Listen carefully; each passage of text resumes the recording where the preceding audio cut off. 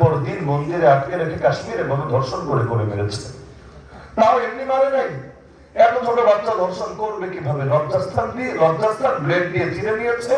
এরপর দিনের পর দিন খাবার তো দেয়ই নাই, পাষণ্ড একের পর এক ধর্ষণ করেছে। অবশেষে একটা পাথর নিয়ে আঘাত করে করে মাথা থেতলে দিয়ে যেরকম ভাবে হত্যা করেছে, তারপর লাশটাকে পর্যন্ত গুম করেছে।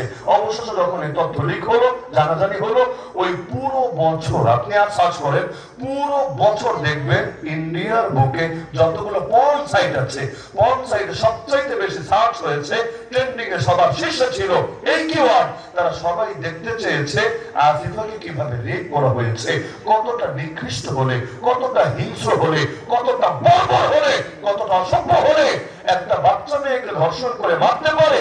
আর সেই দৃশ্য দেখে নিজের চাহিদা কামোত্তেজনা পূরণ করার জন্য গোটা একটা জাতি সবগুলো পঞ্চায়েতে এটা নিয়ে নিয়মিত সার্চ করতে পারে।